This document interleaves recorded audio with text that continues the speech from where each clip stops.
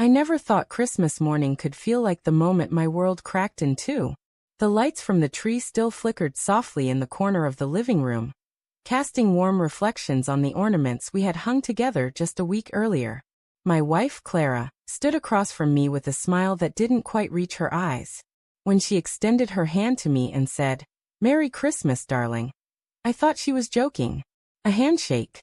That was my gift. No warmth, no kiss, not even the small spark of tenderness that used to define us. I squeezed her hand, searching her face for some explanation, but she only gave a little shrug, as if my confusion wasn't her concern. Something inside me tightened. A warning bell I tried to ignore. I wanted to believe it was just her odd sense of humor, or maybe stress from hosting Christmas dinner for her family later that day. But the distance between us had been growing for months, and this strange gesture only deepened the hollow feeling I'd been carrying.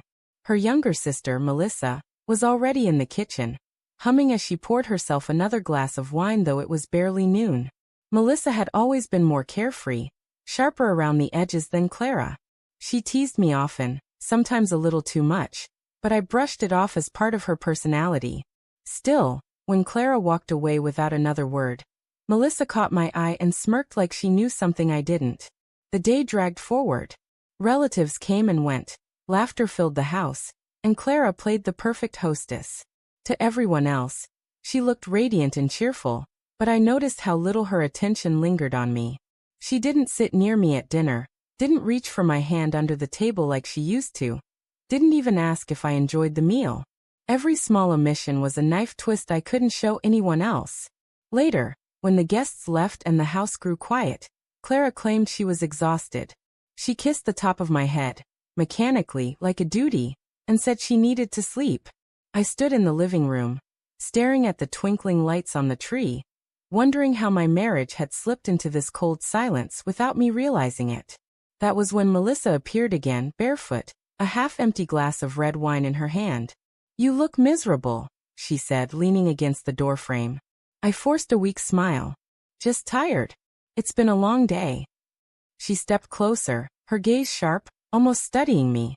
"Clara doesn't see you anymore, does she?" Her words hit like a punch. I wanted to defend my wife, to push back against the implication, but the truth was too raw. Melissa set her glass down and, before I could respond, placed her hand on my shoulder. "You deserve more than a handshake on Christmas," she whispered. I froze. My heart pounded with a mixture of guilt and anger. "Melissa, don't," I said, my voice low. But she didn't move away. Instead, she leaned closer, her breath warm against my ear. "She's been betraying you for months. I thought you should know." The room seemed to spin. I grabbed her wrist and stepped back. "What are you talking about?" Melissa's eyes softened, and for the first time, I didn't see the playful younger sister. I saw someone carrying a burden. "Clara isn't who you think she is. She's been seeing someone else. That's why she's so cold to you. I've watched her sneak out, take late-night calls. I've wanted to tell you, but," she hesitated. I didn't know how. I shook my head. No, you're wrong. She wouldn't." But deep down, the puzzle pieces began to arrange themselves. The late nights working, the sudden distance, the dismissive way she treated my efforts to reach her. A handshake as a gift. It was all too absurd, too symbolic. Melissa stepped closer, her voice barely above a whisper. "She doesn't deserve you. I wouldn't treat you like this." And then, without waiting for me to process, she took my hand and tugged me gently toward the hallway. My body moved on instinct, but my mind screamed at me to stop. I let her lead me only as far as the edge of the bedroom door before I pulled away. "What are you doing?" I demanded, my voice breaking. Melissa's face twisted with a mix of defiance and desperation. "I'm going to show you you're worth more than the scraps she gives you. You don't have to stay blind."